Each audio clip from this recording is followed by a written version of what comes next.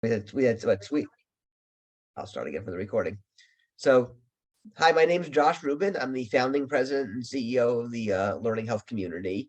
And I want to thank everyone who's joining. And looks like we have people from really all around the world. And, in addition to the United States, I see people from Sweden and Switzerland. So we're talking, I'm guessing at least 11 o'clock at night in those places. We have our panelist, Tom Foley, joining at 10 o'clock at night his time. And I am grateful for that and grateful for the other panelists who AJ will introduce, and to the folks who have organized and made it possible. Again, also AJ will introduce Synthea and the other folks doing that. And to the partners of the Learning Health community that have helped promote this event, obviously around the world based on who our participants are. I'm going to encourage everyone to mute your microphones while the speakers are speaking, but write lots of questions in chat and engage in discussions. We have people, certainly we have people in the chat that know a heck of a lot and do amazing things themselves. And we're really grateful for your insights and ideas you'll suggest. And it makes for a wonderful dialogue. And finally, I want to say, on this topic in particular, on synthetic data, I find it very interesting for a different reason than might be seen. Is through the Learning Health community, I personally am involved in a lot of patient rights work, patient ownership of data, and things like that. And it always means striking sometimes a delicate balance with ethical, legal, and social issues, which we're involved in. And with synthetic data, you have opportunities to learn from without raising some of those privacy issues, without raising some of the other challenges, and can be a total win, and can be ethically more sound and just avoid a lot of it. So it's that among many other reasons is synthetic data creates really interesting opportunities. And now we're going to hear from true experts on the topic, people who are not just thought leaders but doers in it. And I again thank you all for your participation, and thank these panelists who AJ, our fearless leader of this tech forum, will be introducing. So thank you very much. Thank you, Josh. Sophia, next slide, please.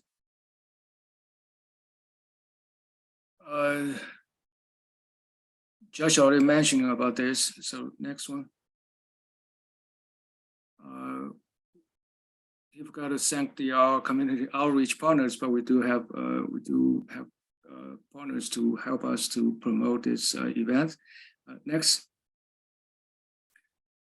and we have 5 forums before, and we will continue to cover mostly technical aspect of the learning health systems. Next, please.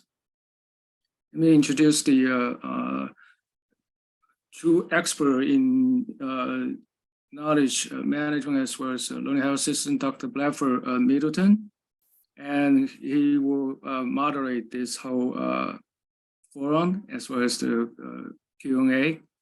And and Bradford has a long list of very exciting work and also appointment before. And I will probably let Dr. Middleton to maybe touch upon a couple of interesting things he has done, and then start the presentation after that. Bradford, please. Thank you so much, AJ, and really a pleasure to be here with all of you. I look forward to learning quite a lot with this esteemed group, and how fun it is to meet some new folks, Tom and others, and see some old names. I apologize for saying old names, but Michael and Adrian and Marty Tenenbaum, I haven't seen you in the flesh since probably Silicon Valley days, very nice to be with you. When I think about this problem of where do we get the data to inform all of our systems, it's a pursuit I've been pursuing since the very early days of decision science at Stanford, where I was fortunate enough to be a fellow. Back in the day, we were building large belief networks and trying to elicit knowledge artifacts, probabilities and whatnot, conditional probabilities from experts. And I always had the idea that it would be much easier and probably more valid in many ways to do that with real data. And now we see, with the advent of all of the learning algorithms, machine learning methods and techniques, the need for data is is unfathomable and perhaps inexhaustible. I think there are an array of very interesting questions to ask about the use of synthetic data in informing our learning health system, such as, validation and edge cases, testing, and the like. And then some fundamental, perhaps epistemological questions about, what is truth, and are we on a slippery slope into the metaverse? And I apologize for using that term, which is probably trademarked. But how do we make sure that those data sets we create and use are accurate and true to, if you will, the real world? So the panel today is going to talk about not only how to create synthetic data. Synthea is perhaps the most premier resource in the field in this regard, open source and freely available. And extraordinary, Andy. Look forward to your comments in regards to the whole MITRE team. And AJ, to talk about sort of how do we do this, and what are the implications for the learning health system, and what are the perhaps many considerations to consider: technical, policy, effective use, etc. But that's all that I wish to say at this point. Happy to participate in the discussion at the end, but let me turn it over to the main attraction.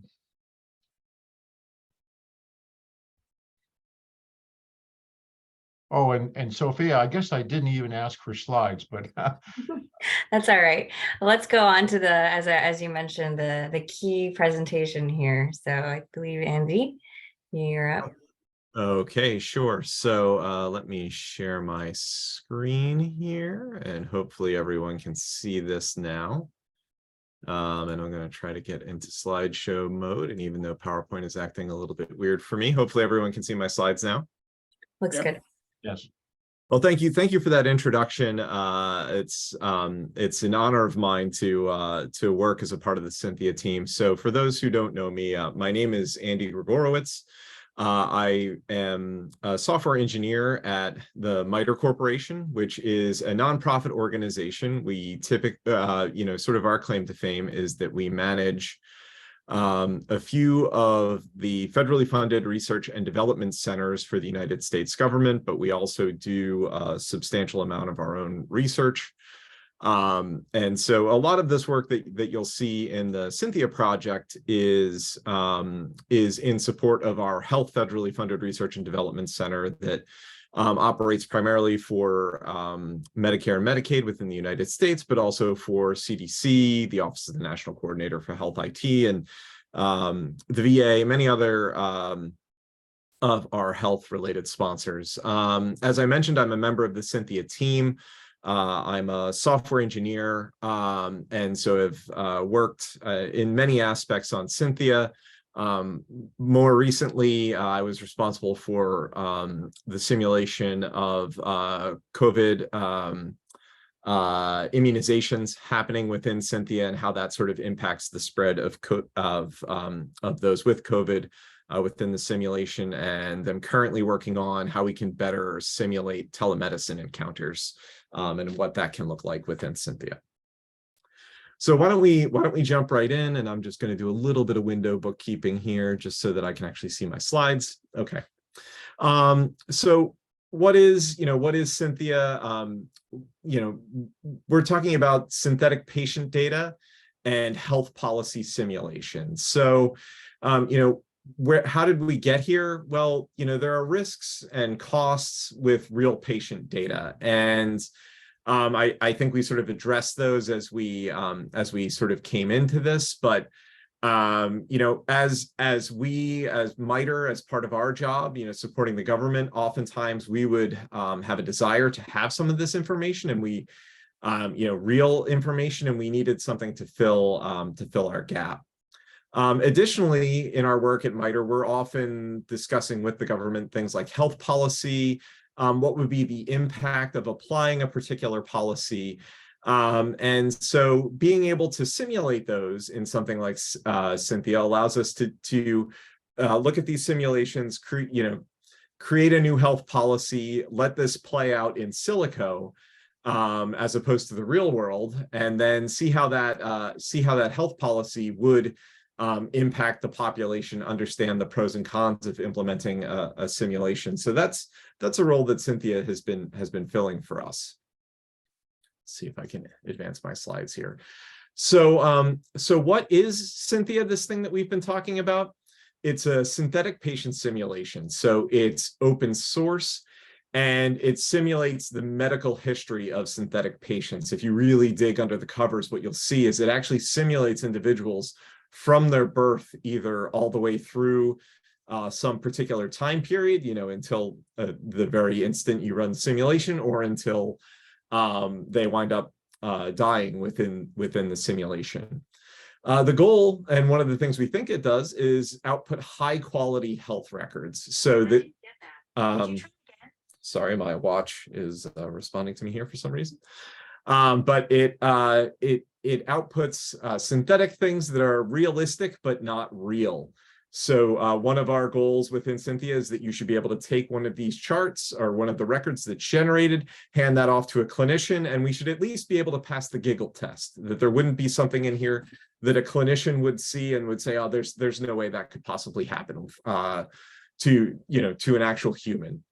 And then finally, it's freely available. The data that we generate from here is free from any sort of legal concerns or cost or privacy concerns, so that you could use it in any sort of context. That actually limits the type of coding that we apply in Synthea. But the goal here is to have data sets that you can really apply to any purpose that you would have. So why are we doing this? We see on our side, but just generally, a high demand for electronic health record data sets. This could be for software development, for any sort of training, but any sort of case where you want realistic data, but not real data is sufficient to meet your purposes. And obviously there's a lack of access to that. Electronic health record data sets are difficult to obtain. They can be costly. If you do have them, then managing access to those is something that you have to worry about quite a bit. And then if we talk about cost, there obviously are electronic health record data sets that are available for purchase, but again, they tend to be quite expensive.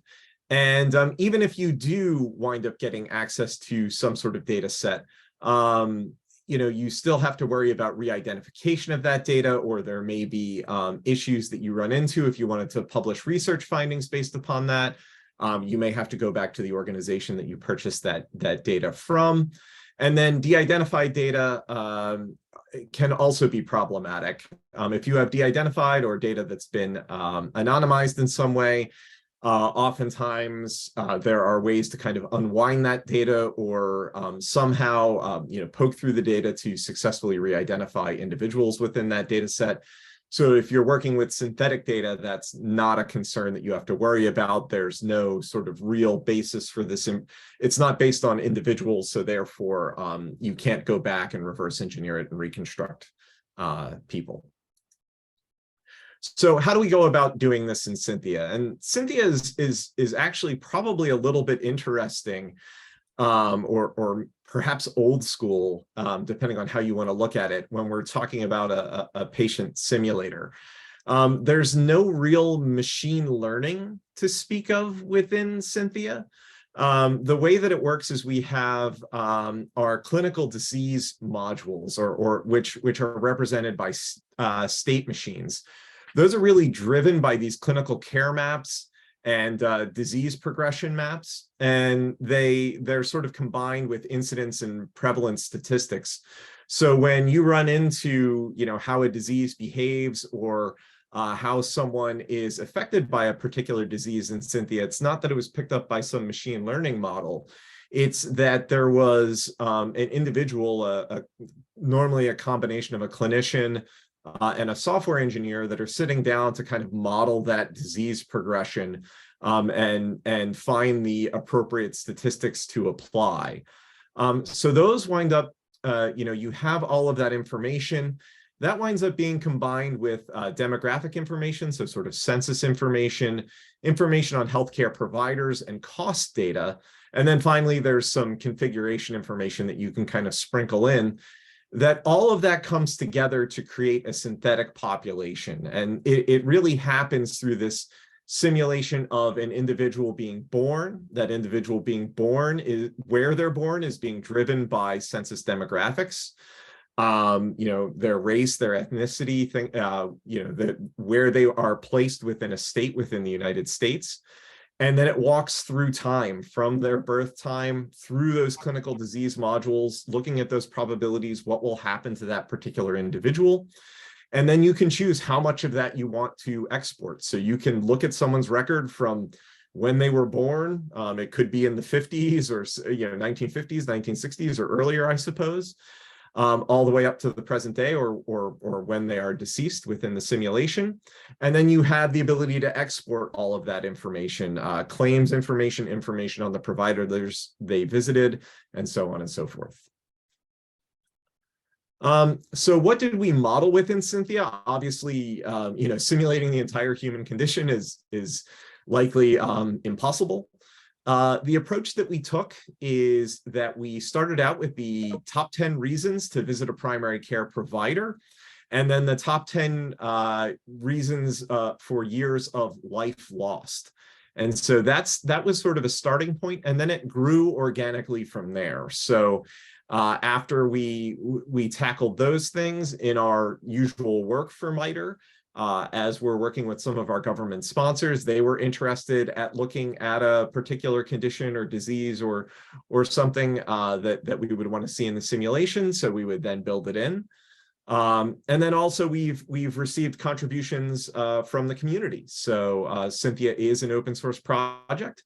All of you that are listening on the call, if there is something that Synthea does not simulate that you're interested in, we are, we certainly take contributions from the community, and we would certainly welcome it if there is a disease module that you would like to see built. And there's a link in the upper right-hand corner of the slide that actually takes you to our module builder page.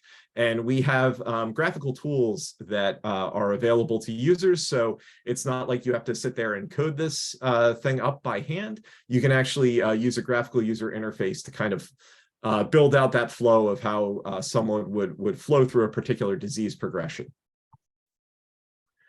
I'll also stress that Synthea is not just patient records. We also model access to care. So there's, sort of how patients find facilities, how they use them. It can calculate individual access, can factor in things like health insurance, which is very different here in the United States than it may be elsewhere, but can kind of simulate individuals who may not have the ability to afford care or access care. It looks at health outcomes to calculate things like QALYs and DALYs and look at quality measures. We also simulate cost and price, so we can model claims. Again, that insurance coverage here in the United States, things like Medicare, Medicaid, those that are dual eligible, so those who are eligible for both Medicare and Medicaid, private insurance, or individuals with no insurance, and then what the burden winds up looking like for individuals who wind up spending a substantial part of their income on healthcare and how that reflects to the entire health system. We also do health policy modeling and simulation so that we can show the impact of health policy. Evaluating policy on real people takes a long time. So the idea here is that you can apply a policy and run that over time to help, hopefully save money and improve health. And with Synthea, we're simulating a complex system so that we hopefully can show that evolution over less time at lower cost and with less risk. So we do want to, show some caution, some limitations, and some risks. So modeling and simulation can be realistic, but obviously it is not real. We will borrow the George Box quote of "all models are wrong, but some are useful." So, you will always, as you use Synthea, have to ask, is this model useful, and is the resulting data useful for your specific use case? Validation and verification are critical. That is, something that we perform in Synthea, where we look at our use case as we're building a disease model and perform validation on those. But whether what we consider valid is valid in your case will always be will always be up to you. And then, real world data is always going to be essential in fully proving out your system, but synthetic data can certainly be helpful to get you up and running and kind of do that bootstrap for innovation. So who out there is using Synthea right now? It's been a part of HL7 Fire Connectathons since May of 2017. There have been a couple of challenges. I'm going to talk about one on our next slide, but one was the HHS Synthetic Data Challenge that was in 2021. There was also VA and FDA, or VHA and FDA conducted a COVID-based challenge back in 2020. It's been used in education. You can see a list of the universities that have worked with Synthea. It's used for data analysis, model validation, tool and development use is often a case for this, and then performance testing. You can generate millions and millions of records with Synthea and then throw those against your system to ensure that it actually works. This is just an example that I thought would be interesting and relevant to this particular community.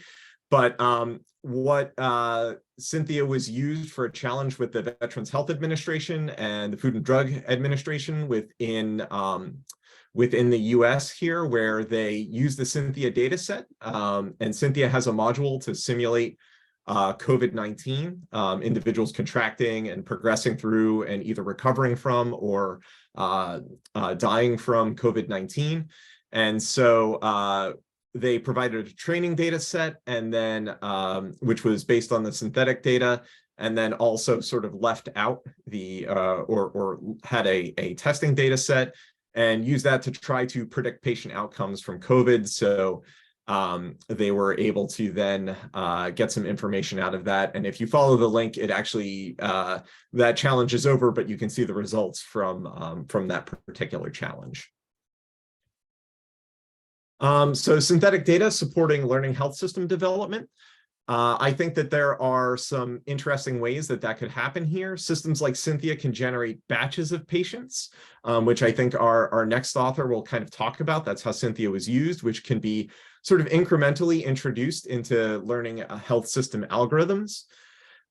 It's also, I think there are many ways that you can kind of do this that could be interesting for the testing of learning health system algorithms. So not just Synthea, but simulations in general can be paused and resumed. So you could, within Synthea, you can, run a data set up until, say, the year 2015, and then pause it, make some sort of prediction as to what will happen in 2016, 2017, run your simulation up until that point. You can even adjust and then see where the simulation goes from there. The other nice thing about synthetic data, and this is something that we've done a lot at MITRE, is that synthetic data can provide a ground truth, as well as what I like to refer to as a real-world mess. So real-world data can often contain errors for a number of reasons: input error, just the systems are bad, that sort of thing. And the nice thing about a simulation is you can kind of know the real world, but you can also provide that distorted layer on top of that. There's functionality in Synthea that lets you do this. One of our sponsors was really interested in looking at height and weight data. And so we actually have something that goes in there, and we'll look at the actual clinical progression for individuals based on, sort of what their height and weight would be in the real world. But then occasionally someone in the record, when you look at it, they fat fingered in a 0. So instead of somebody weighing 150 pounds at one of their, visits, they may weigh 1,500 pounds, which is, probably on the ragged edge of feasibility, but still potentially feasible. So, that's another interesting thing that you could do with synthetic data. So that is, I think, most of what I wanted to say about Synthea. If you are interested in finding out more, please feel free to reach out to myself or Jason Walanowski, who is our project lead, or Dr. Sybil Russell, who leads this investment area for MITRE. you have there's a link here, and I'm sure we'll be able to make the slides available after the talk to the Synthea source code, as well as our module builder that you can use to make some of these clinical modules. And then finally, we have a link here to synthetic mass, which is, excuse me, a simulation of the state of Massachusetts. You can download that, and we also have a Fire API that you can interact with it that way. So with that, I think I will turn it back over to our moderator. Any burning questions at the moment, or should we move on? There's a few questions that came up in the chat that are sort of clarification that might be helpful to know before we go to the next one. One of my questions was, Andy, it sounds like Synthea does also simulate the clinical details like blood pressure and weight and those sorts of things, lab values, I assume. Is that right? That's correct. Mm-hmm. And then other questions included, how do you treat patients with kind of multiple diseases or combinations of diseases? If each disease has a module, how do you exclude sort of improbable combinations like women with prostatic cancer and things like that? Sure, that is actually a difficulty. It is. So you are correct that we sort of have these individual disease modules. We do our best to kind of have the interaction of those disease modules. And the way Synthea works, we didn't really get into this, and this is a little bit in the weeds, but Synthea has this notion internally of attributes for a patient. It's built around this sort of blackboard model, where each of the Synthea models is free to write to sort of this global blackboard for an individual. So modules are free to interact with one another. And where possible, we do have that. And then there's also, for our modules that are contributed, there is clinical review that takes place for those. So, that there will, for things that are clinically infeasible, we do our best to kind of, prevent that from happening, so that someone with a sex assigned at birth as male would not wind up with cervical cancer. And I will prefix that with I am a software engineer. So if I do say something that is clinically invalid, we do have a clinical team that will stop me. They're just not here right now to pull me off stage if I do say something silly. Got it. Andy, I had one quick, it may not be quickie, but I'd love to surface it and then decide when to address, if you would. Mm-hmm. The paper AJ put together in Nature, which I recommend to everybody, it's very well written, very accessible, describes how, clinical guidelines are used for some of the clinical data simulation, if you will. My concern is that clinical guidelines, only 55% of the time do we follow them in practice. So what about the rest of it? Can we use real world evidence to say, well, here's what docs are actually doing? I think that's a great question, and it's one that we've kind of I don't know if I have a short answer for it right now. I mean, we've had debates around that within the team, and how much do you factor in the provider? How much do you factor in social determinants of health that, if you were to look at the race and ethnicity of a particular individual, that you would, probabilistically give them a lower standard of care, because that's the unfortunate reality that they may not, receive the treatment that they should. So all of those are sort of discussions that we've had within the team. And, I'm happy to kind of go into those, but I don't know if we want to unpack that right now. That's a very good question. We will discuss more at the end. Thank you. Terrific. Well, then, AJ, over to you. All right. Thanks, Andy. Let me just continue on that particular application of the Synthea. Let me switch to my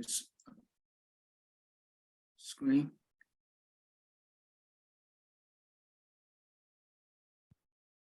All right. So you see my screen, right? Yes. Okay. So I'm going to talk about the how I use the Synthea data for learning health system simulation. And I should say this is just probably the first time I'm doing this kind of simulation. So it's just very rudimentary, but I try to essentially do the feasibility so that more people can use that the Synthea data to work on learning health system simulation and understand some of the aspects of the learning health system. Next.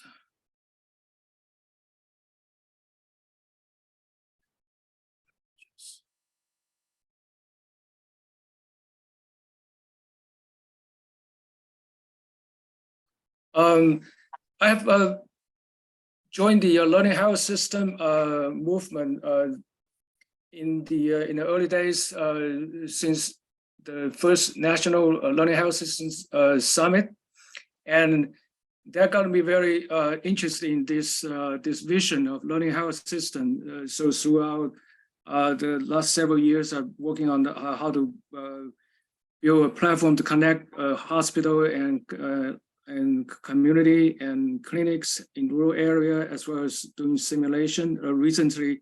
But also, importantly, I figured that we need to bring in more industry people, developers into this space, so that there'll be more people working on the challenge of learning health system.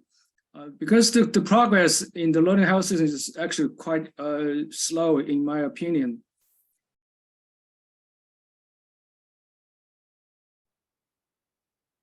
And so that's why I started working on this simulation, because one of the reasons is that it's complicated, or the concept is simple, but there's a lot of the system may appear to be complicated. Let me just introduce you the learning health system vision from the National Academy of Medicine, where it was first proposed.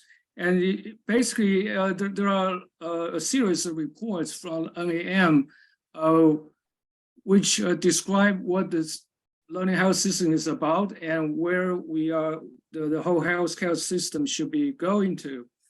And I try to just summarize a few characteristics and then discuss the challenges about those, about the learning health system.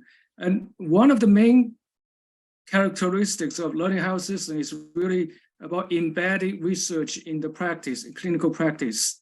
And that actually sets a very high bar of actually doing research of learning health system and actually running learning health system, because you need to actually have everything that's at least workable within the clinical setting. And then it has to continuously learn from the data. At the same time, it should be, the result of the learning health system should be, or the learning cycle should be disseminated or can be disseminated very fast. Of course, you probably already imagine that this whole thing has to be digitally connected, otherwise you won't be able to do this. Now, the learning health system reports that they don't emphasize on machine learning, but I would like to emphasize that, because one, you do need machine learning AI within the learning health system, so that you could really enable a lot of resource intensive tasks, so that you can actually improve the efficiency of the system, right? And that's where I will be focused on in simulation. Now, one of the couple of challenges, there are many challenges, and I just want to emphasize a couple of them. And the first thing is that it appears the learning health system has been described in such a complicated way that it's sometimes it's hard to start with or get started. And then, of course, lack of data is a real hurdle, and because of, as a result, we don't have a lot of actual research that could use the real patient data to develop the real system that that can be run in the clinical setting. Now, and so I asked myself, what we can do to accelerate this a little bit.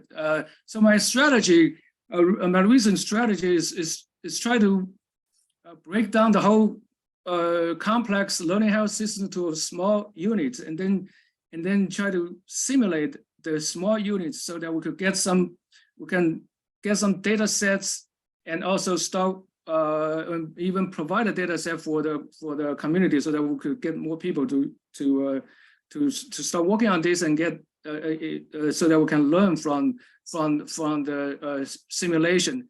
Now, of course, the simulation becomes important because we don't have the one of the challenges that we really want to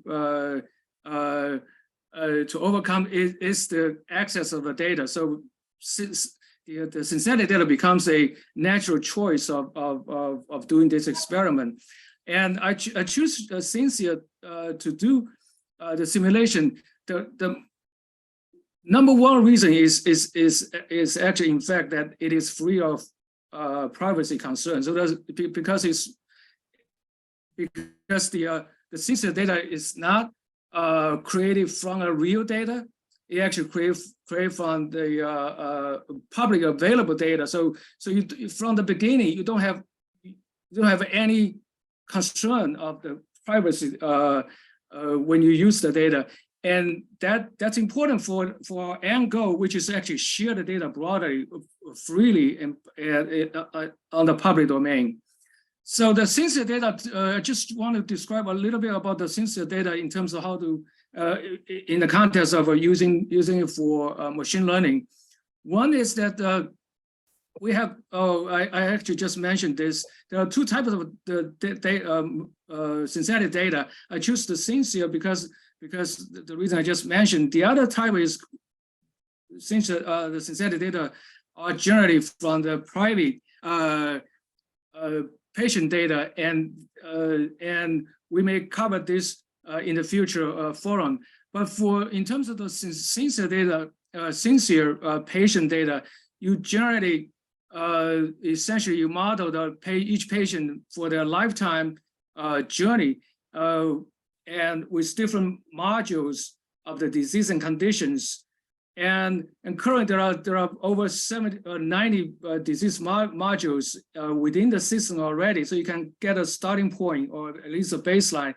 And the one important aspect of the design Synthea architecture is that you can actually extend. You can create your own module to extend the system so that it covers different variety of disease that you are interested in. I think that's a critical part. So in theory, you can always use Synthea to model your the disease and condition that you are interested in, and then generate the synthetic data and do your experiments without even have a real data, starting with a real patient EHR, which is usually you don't have.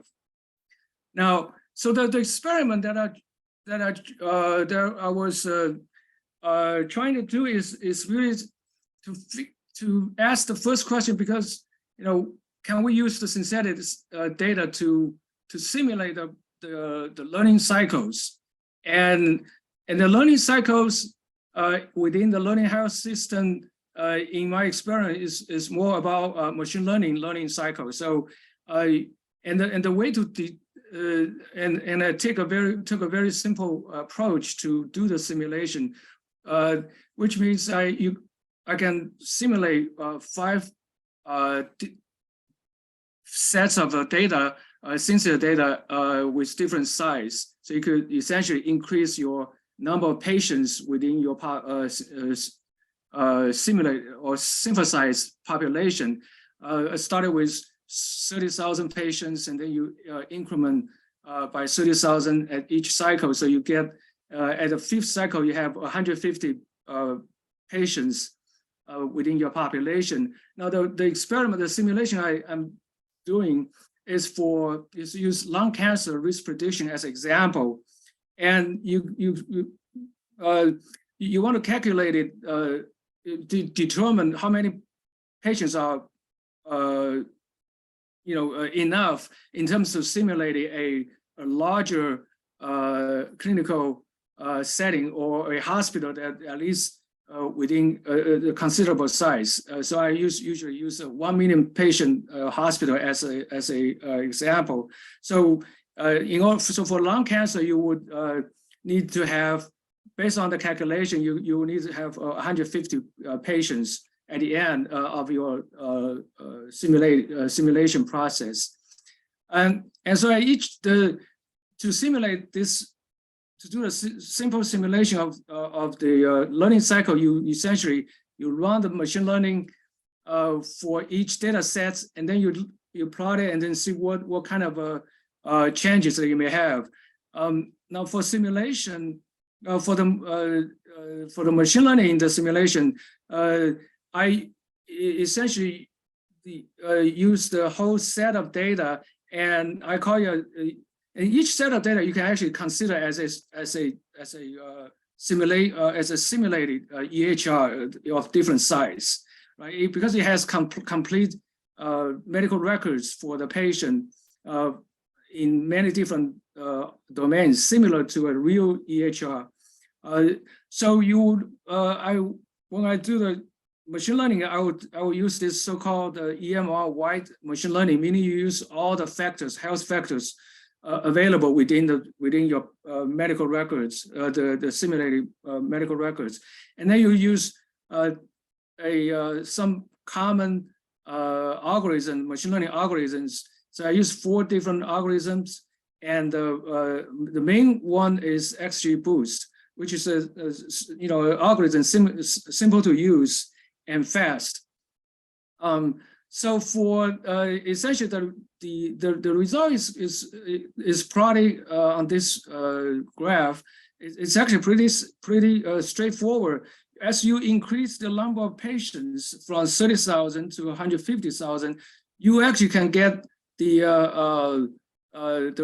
performance. Particularly, let's say look at the recall of the lung cancer patient. You see them increase gradually, and so that's a very nice simple but straightforward results from the simulation of for the lung cancer risk prediction. Now, one key aspect of the simulation is really about the reproducibility. So after I simulated the lung cancer risk prediction, I use another disease for verification or a test process to see whether it can be reproduced. And the other disease I used was stroke. It's a more common disease than lung cancer, so you have much more patients, actual stroke patients. Now I use the same set of the population, and then you just do simulate machine learning with this data set, but this time it's for the stroke risk prediction. And as you can imagine, that you behave slightly different, but the main thing is that over time, or as you increase the number of patients in your simulation, then you will be able to improve your performance for the risk prediction. Now, the other one of the main result or the benefit of doing a simulation is that I use the simulation for really develop the process and methods. One of the end goal is always how does it improve or help our machine learning for real EHR data. So, and here I'm showing a result from a collaboration with Guilin Medical University Hospital, and so they are developing the learning health system for a cancer, the nasal pharyngeal cancer or NPC, and so after I have we have the simulation process, then we can use that to really guide the development that are using the real EHR data, and the result is actually pretty surprise to me because it's really accelerate the process or speed up the process of developing the machine learning model from the real EHR data. As many people probably know, EHR data can be very messy. So there's a lot of work, hard work actually involved with it. And so with a simulation or with synthetic data simulation side by side, you could use the simulation process to help the real EHR simulation. And here I'm just showing the result from the machine learning for this NPC, and you can get the performance, particularly for the recall, over 90%. So just summarize the simulation and simulation experiments. And there are two important conclusions that I can make from the experiment, simulation experiment. One is really about the Synthea synthetic data can be actually used to simulate machine learning process as well as learning health system unit that are for specific clinical task like the prediction, risk prediction or other prediction. And then the other conclusion is that the experience is that using the synthetic data first and then doing the and then apply the process in real data can be actually more efficient or much faster than without a simulation side by side, right? And you can also hypothesize from the simulation. I make two hypotheses out of that, and one is really about the performance. And then the other is how do you enlarge or particularly help the smaller clinics to establish learning health system that machine learning enabled learning health system. So so there are two, you can learn a little bit from the simulation, and then you can have a hypothesis, and then in the future you can test it in the real in the real data, and that's for your future research. In my situation, that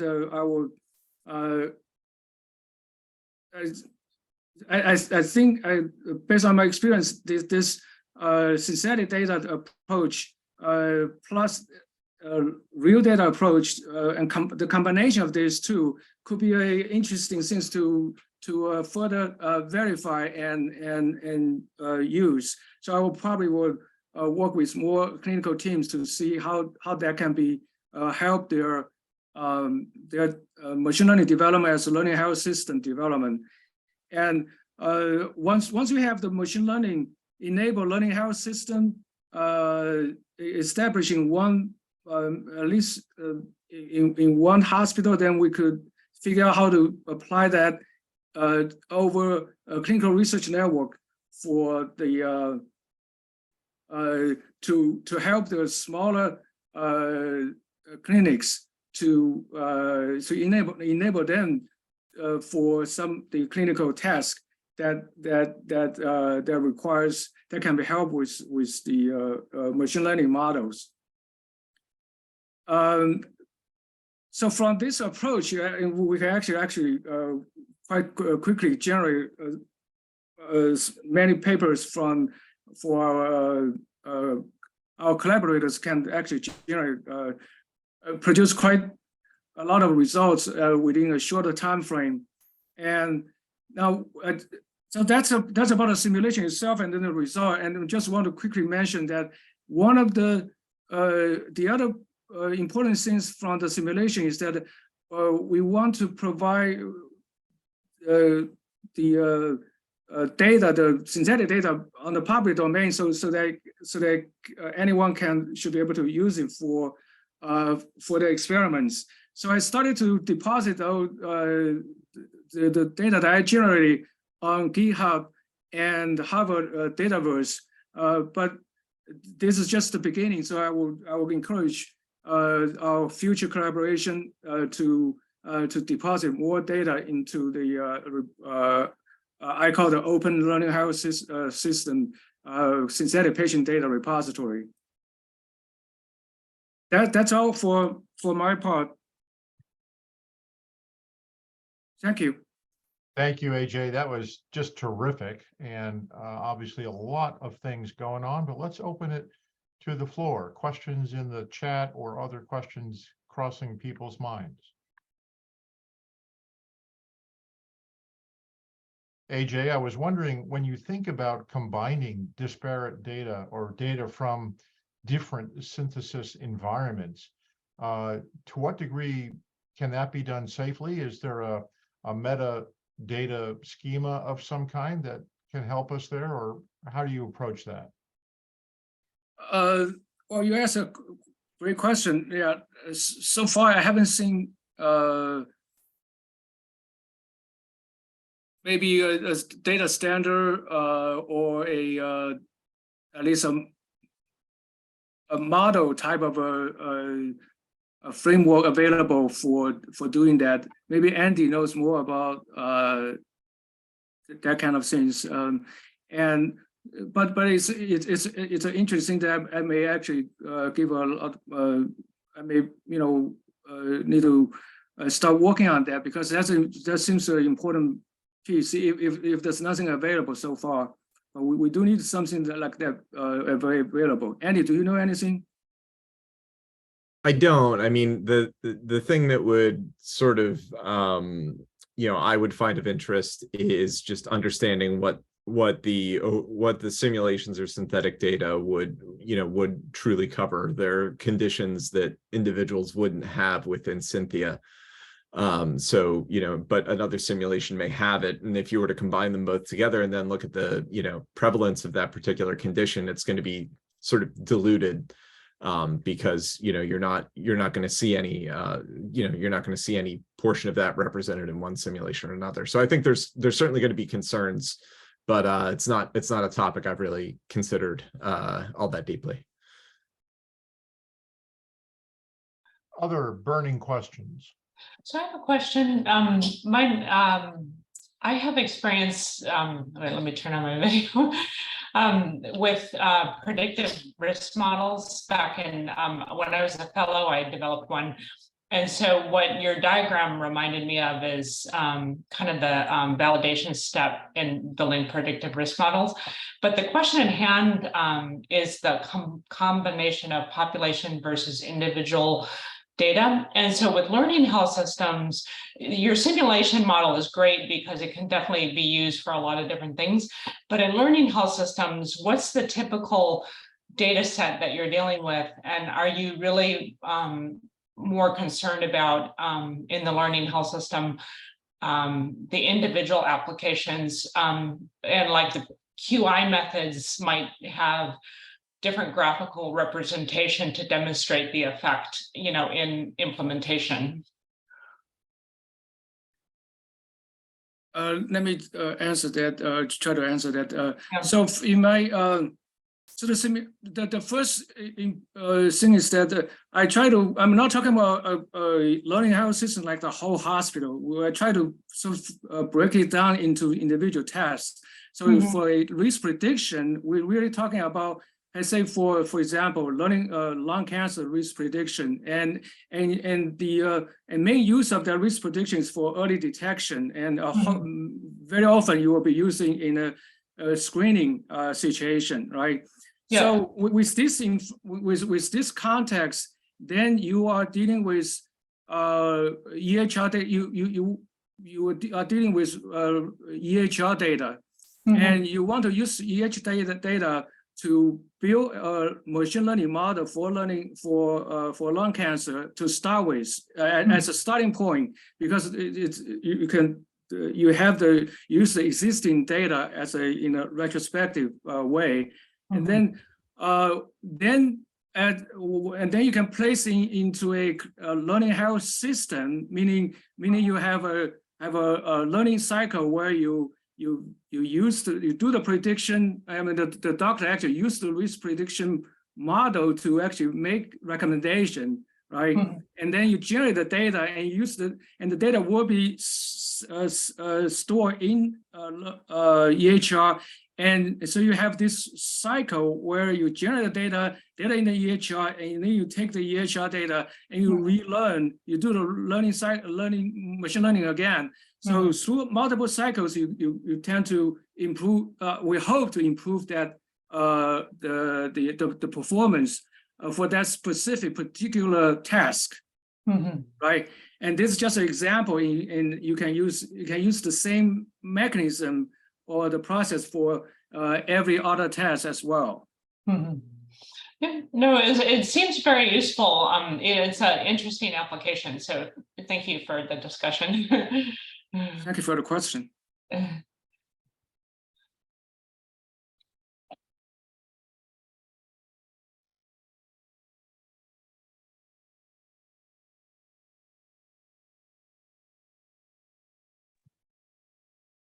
Any other burning questions? There's been some great thoughts in the chat. Anything stand out, Josh or Sophia? Yes, there was a question earlier about, let me sort of scroll up.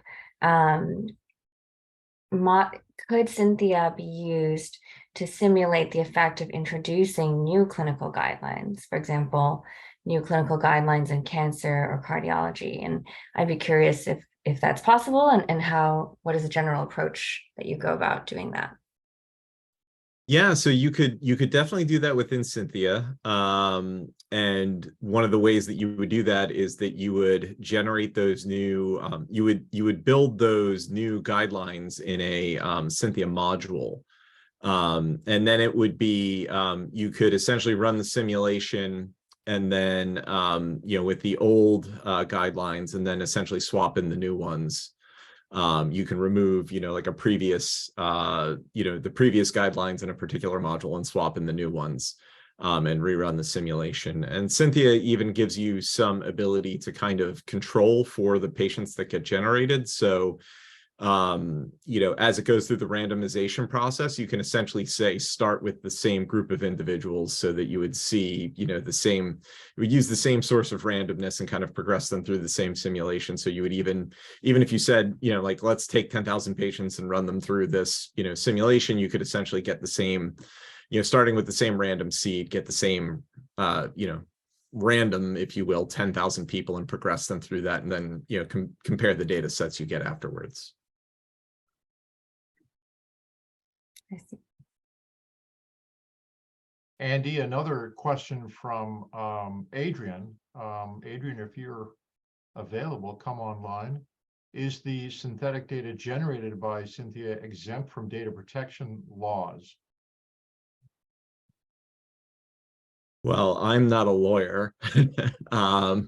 So take, do not take whatever I say as any legal risk, but our legal department seems to be comfortable with us sharing that information. So I'm unaware of any data protection laws that this would run afoul of, because as far as I know, there would be no re-identification risk where there's no, Synthea is using prevalence statistics to generate this information. So there's no individual information that would be baked into it. Yeah, I wonder though if that could be tested in some way. I'm just reminded of LaTanya Sweeney and how it got down to be the small cell problem and things became less secret. Sure. I mean, yeah, hopefully we don't have Bill Weld in our population. And being in Massachusetts, I'm very familiar with the example cited here.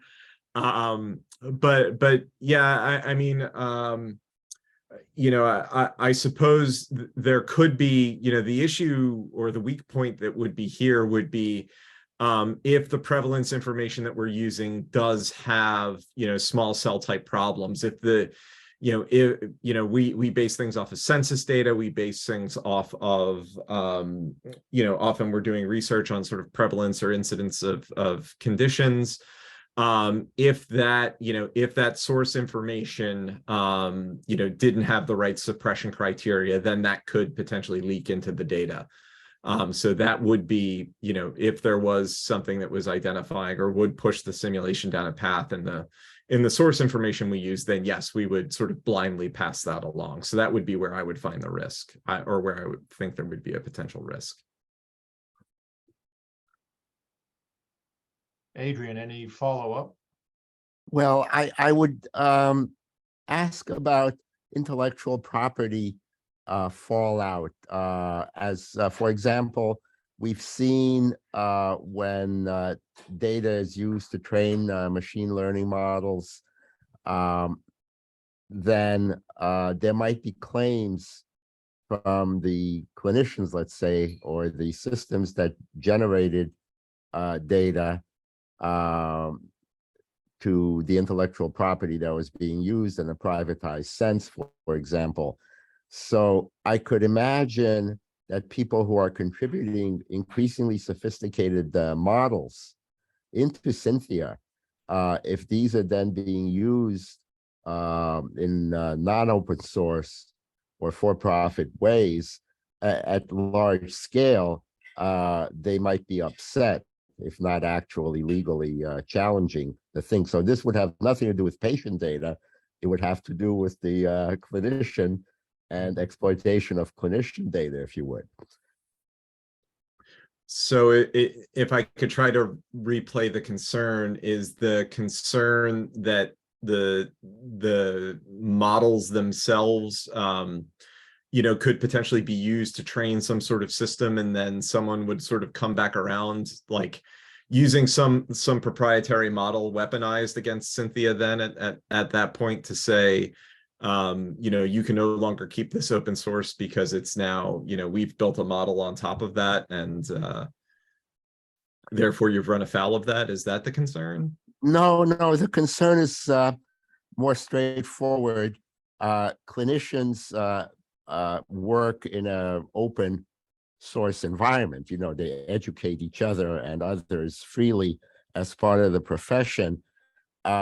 And as we start to see more and more machine learning taking advantage of this in privatized ways, as opposed to public access, clinicians might well start to chafe, because they and their patients would start to have to pay for machine models that used to be free, or before they were machine models. And so I note how lovely it is that you've been careful to make this open source and readily available and all of that. And I'm sure that this results, as it scales up, with a lot more clinicians willing to contribute their expertise to improve it.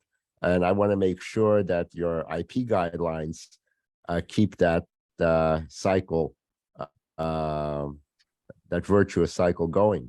That's a really good point, and I think that is, I just stumbled across that issue today in some of my reading, seeing that Stack Overflow, a common website used by developers, actually banned any AI generated responses, and I think we are potentially running the risk of sort of drying up the well that we train these ML and AI algorithms from, if we go after some of these sources too aggressively.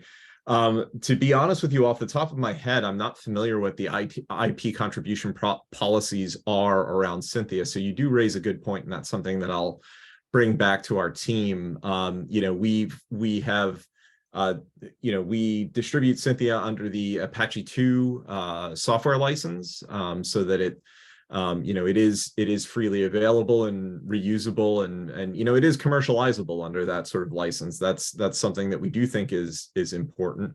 We hope that individuals continue to contribute back, but open source licensing and IP, they intersect, but they don't completely overlap. And I'm not sure how much thought we've put into that. So it's certainly something for us to consider.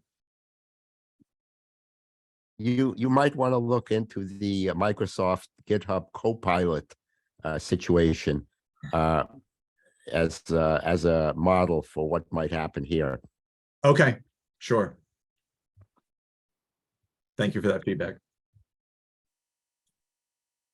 How Andy, about, go ahead. I was going to ask Andy another kind of maybe technical question. Like, I imagine when you're creating your modules and simulating the data, there's a lot of probabilities and such inputs that go into that in order to generate data that looks realistic. And that's probably based on, the literature or expertise and whatnot. Is there a system through which you guys update those as new literature comes out, or, to keep that kind of, up to date, I guess?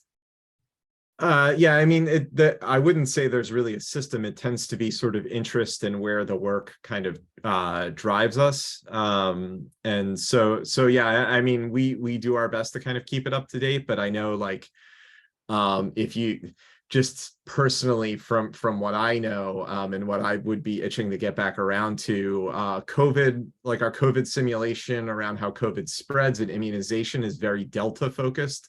It really hasn't been, it doesn't know a whole heck of a lot about Omicron.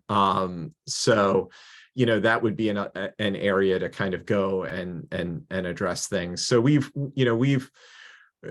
a lot of it has sort of been driven by, what the team has been interested in, and then also what sort of our government sponsors have been interested in. So that, an example of that is we had some interest in looking at the allergies module, allergies and intolerances. That sort of refreshed everything there. And then, going back to a question that actually caused us to look at all of our modules. So we had to go back and look at our hypertension module to make sure a lot of people have ACE inhibitor intolerances, to make sure that if someone did develop, in the simulation, they were predisposed to an ACE inhibitor intolerance, that we would, sort of put them through that cycle of either them getting one and realizing that they weren't tolerant of it, or, making sure that we avoided prescribing one in the simulation. So we do go back and we do look at things, but it's there isn't really a top to bottom system for doing so. How about some of the international colleagues who have stayed up late? Tom, or Ricard, or others? What questions are on your mind? Thanks, Blackford. It's really interesting listening to this discussion tonight, because it's quite a technical discussion, and clearly very relevant to the kind of core building blocks of a learning health system. But it also, I suppose, excludes a certain amount of the socio-technical discussion that we often have around learning health systems. I suppose it's a question as to how do we build on this to kind of integrate the issues around, I suppose, strategy and complexity and culture and workforce and all of those other things that are kind of really important to what is a learning health system and a learning community, when we are focusing on something that I suppose is ultimately a technical element of that of that whole system. And I suppose, how do we think about simulating some of those other aspects as well?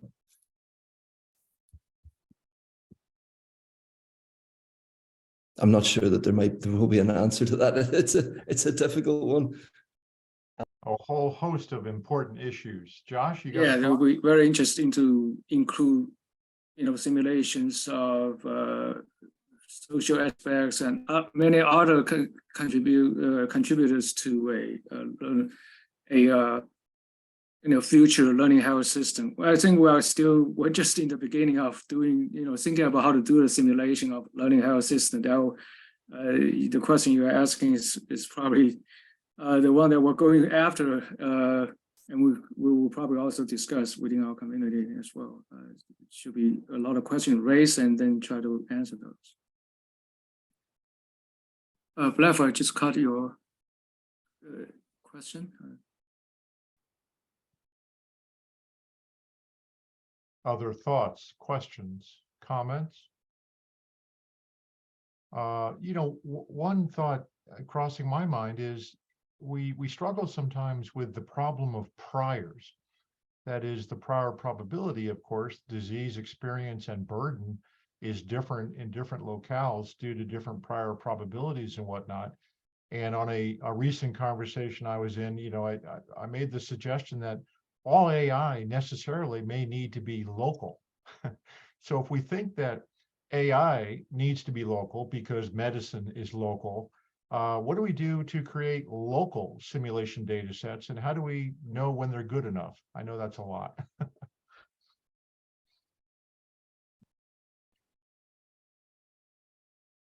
I try to tackle that first, and Andy probably can fill in. Yeah, that's in fact, that's something was on my mind for some time now. We, in theory, or there's no requirement that we need to have a AI that will be used across the board. That's a possibility. That's just one way of making or generating AI in our system. There's nothing wrong of having local machine learning model AI tools, right? Now the issue we always we have before, and us particular and should be continuing to address, is that it's really about the cost of creating a general AI tool or a localized or customized AI tools. My current thinking is that we probably will have both, because particularly for a healthcare AI, so far we have not seen many or even a few that AI tool can actually work perfectly across even different hospitals for maybe EHR based, not the image based. Image based AI tool probably have much better chance to be more general, but AI for the EHR based AI could be very different, because your patient population are different. Even your EHR are different. The data you collect, they are quite different, right? So I would say it would be probably more productive to me that we should design a system where we actually encourage localized, custom machine learning and tools, so that we can get the a more cost-effective infrastructure in place early on, instead of at a later stage. I think from a simulation perspective, when you talk about localizing a simulation, there's a bunch of trade-offs that come into play with that.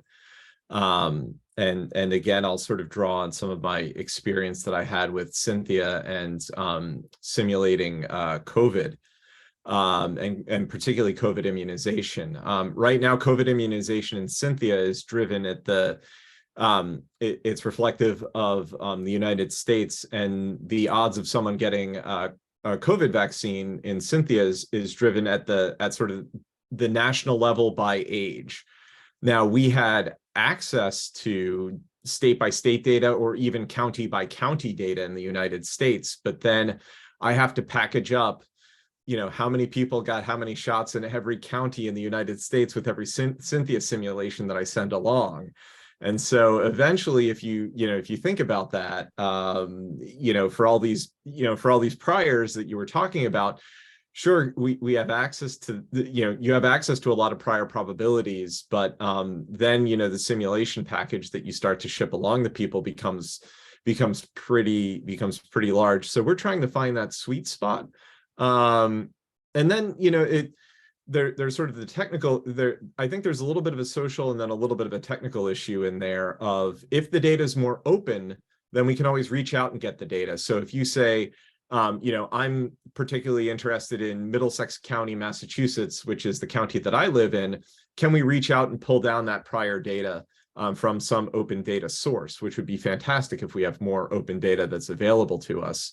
That always, introduces more technical wrinkles, just putting on my engineering hat, because sometimes the service is going to go down or someone's internet connection is flaky, and then I get an email or someone showing up on our GitHub issues saying Synthea doesn't work.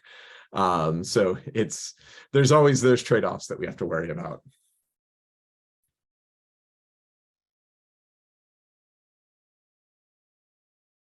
Yeah, thank you both. I mean, Andy, one thought is it's just memory and processing, right? Which become hopefully vanishingly, inexpensive, and this shouldn't be an issue to send large packages.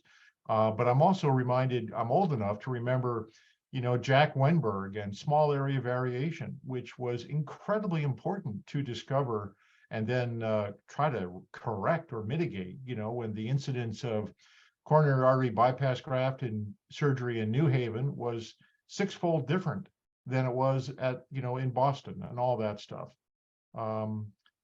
Others, let's see, Michael, Marty, I know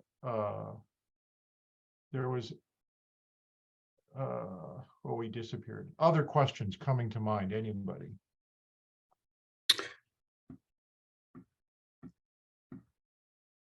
I see an image.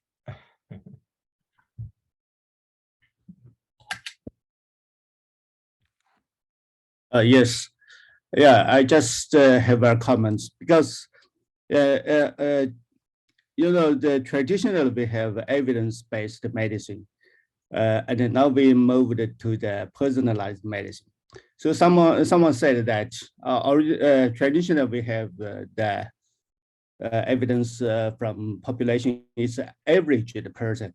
So we know averaged person, but now we have a sensitive data. Do we have a sensitive person? So my question is, can we apply the sensitive data to the personalized medicine? Because different patients have different case. So the sample size.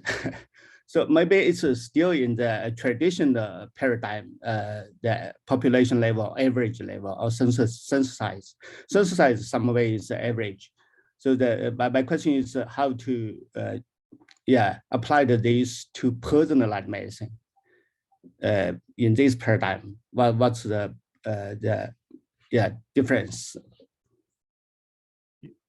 Thank you for the question. And do you mind saying who you are? Because I cannot read the name. Oh, my name is Bairong Sung. That's Chinese. Bairong, B-A-I-R-O-N-G, Bairong. Just call me Bairong. Yeah. Thank you for joining. Excellent question. Comments from presenters? Andy, could you answer that? Or do you guys have you guys looked into how to deal with individual information instead of just statistical information or population information? We have a little bit. I think if you look at some of the work that we did on our coherent data set, there might be a reference to that paper that we published, but that was almost sort of a backwards looking after the simulation, sort of providing that additional information. Where we were looking at individuals, and then based on the conditions that we saw, we were assigning them genetic testing and things like that to have them have genetic tests that would be indicative of their condition. We haven't really dropped in too deeply into simulating some of those states and how medications may interact or something like that a little bit more how certain treatment paths may work better for certain individuals and not others. That hasn't been an area we've really deeply explored. Yeah, it's a good yes. question. Thank you, thank you. Yeah, the sensitive data, maybe we will have a sensitive person, sensitive patients. It's really interesting, but yeah, it will be helpful. Yeah, but personalized medicine pay much attention to the genetics level information. So the sensitive data can this genetic information or personalized genetic information could be incorporated to the sensitive data. Excellent question.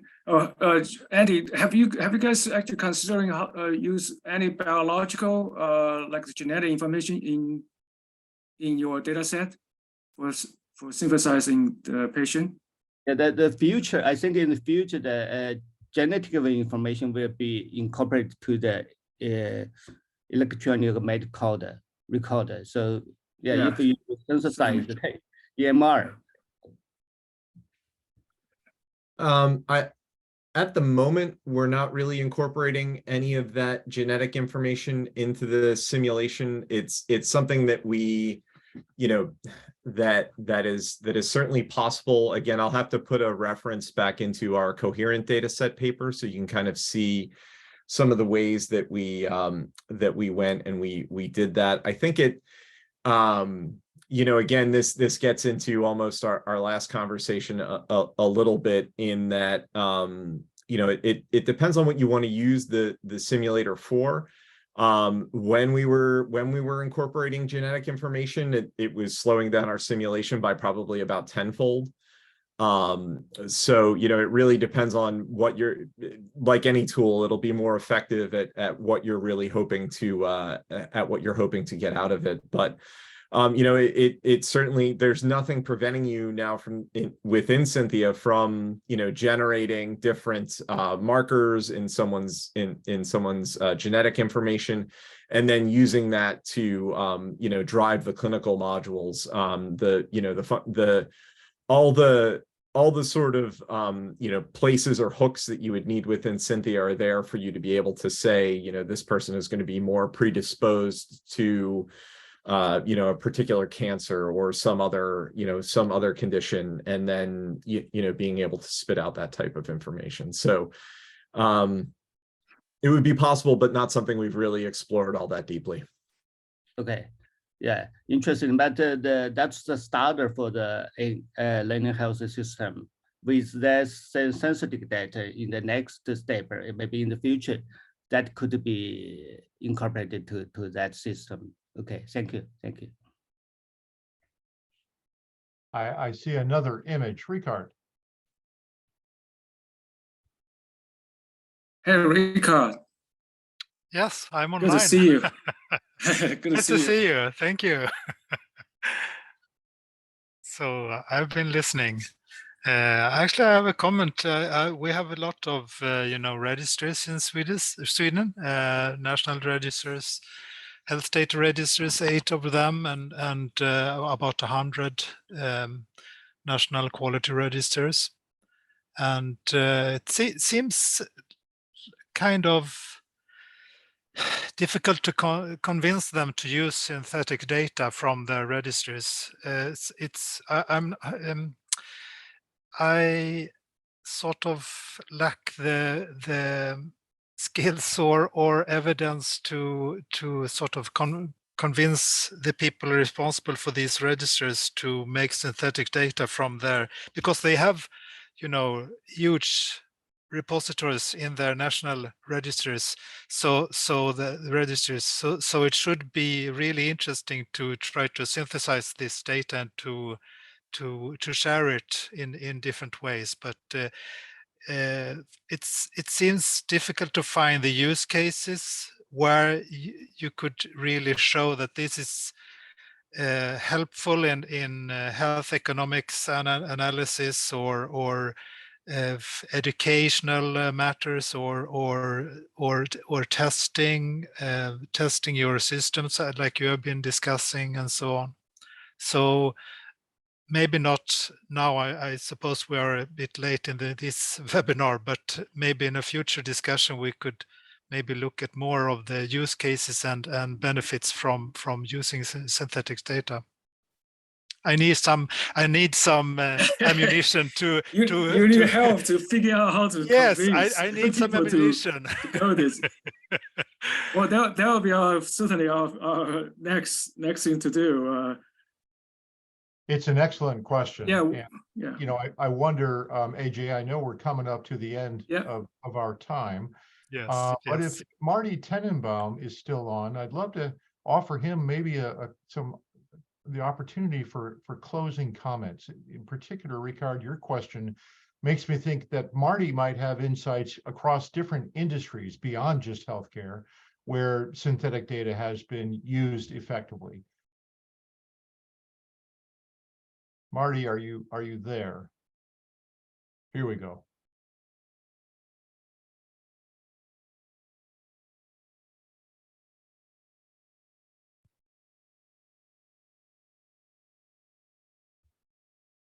I see you off mute, Marty, but don't hear anything. Maybe- I'm sorry. I was dealing with a COVID prescription. I'm sorry. Did you guys ask me a question? I did. So there's an interesting thought just presented, question from Ricard Lofstrom about, you know, what are all the different ways in even across other industries beyond healthcare might simulation data, if I'm extending, Ricard, your comments a little bit. But I wonder, Marty, if you wanted to take the closing opportunity for closing comments and share insights you might have about the use of simulated data in other industries you've seen. Yeah, well, and the thing that comes to mind actually is my colleagues in the AI world who are using, they build, you know, generative data models off of real data, and they use that to train their AI and everything. And so that's widespread at this point. And it's the thing that I've seen it used for in healthcare is to generate these models and use it not just to be able to replace real data, but to be able to validate real data and fill in gaps in real data, right? Which is pretty interesting. If you get you know, real world evidence and it's got holes in it, you can often do a pretty good job of filling in what those holes are just based on the population statistics that you picked up over that cohort. So I've seen that done too. I've seen it used to flag errors in clinical trials, in clinical trial case report forms, and a variety of things like that. In terms of using simulated data, I don't know about simulation data per se. I mean, in the AI world, the car companies are using it in widespread ways. Companies have been funded hundreds of millions of dollars to be able to build better simulators because it seems to be easier than driving cars and, you know, handling edge cases and those kinds of things. But I don't think, personally, I'm not a big fan of big data in either driving cars or in the things that I do in healthcare. And the reason why is because no matter how much data you have, you're going to have edge cases that, you know, that you can't possibly anticipate. I drive a Tesla, which drives itself most of the time. But every time I use it, there's going to be some edge case that screws up, and you better be prepared to pay attention 110% of the time. It's not like it makes my life that much easier, it makes it harder. And my favorite one was the other day when I was following a truck that was delivering a traffic light, and boy, did that drive my car nuts. So how do you anticipate edge cases like that? Yeah. And in healthcare, my interest is in understanding how to treat cancer. And I'm willing to make a strong statement that no one knows the optimal way to treat any cancer with all of the drugs that are currently available, because no doubt the optimal way has never been tried. Some combination of these drugs used in cocktails or in a multi-drug regimen over time. And there's no way that you can do that in a clinical trial. So because the combinatorics and the dimensionality of the problem are much too large. So I want to build a learning system which is prospective, and the branch of AI that used to be when I was doing active AI, which is planning, search, optimization, as opposed to big data. Not that big data isn't useful. It's certainly useful for being able to exploit settled knowledge, but it's not that useful for being able to explore new knowledge. You need a different branch. And this is all a long-winded way of saying, in terms of simulated data, it can be very important. And I think, certainly for things like synthetic control arms, it's exactly the right thing to do. And I think it's the right thing to do in order to be able to, as I said, fill in gaps in data or be able to validate data, all those kinds of things. I think that it's also safe to say that people who buy data would, in most cases, prefer real data to simulation data. But it's not possible to get real data all the time. So synthetic data is important. And sorry, I don't have a crisper answer to a problem I haven't really thought about before. Oh, that's terrific, Marty. Thank you. I know we're just over the end of our session. Let me offer my thanks to the entire group, both panelists, our presenters, and all the great discussion and questions. Thanks, everybody. And I'll turn it back to Josh. You want to close us out? I have a quick question, by the way, to ask on my way out, which is the webinars that were done in the past, are those available for me to catch up? Yes, we do have recording. Yeah, I will let you know. Would you please send me a note? I would love to look at some of the earlier ones. Mhm. Absolutely. Yeah, and I somewhere in the chat I posted a link that has some of the slides and other materials, and AJ has a YouTube channel with some of the information. AJ will get in touch with you with the details of that, but a lot of the slides and the information on the chat. I just wanted to thank everyone. This was a really amazingly stimulating discussion.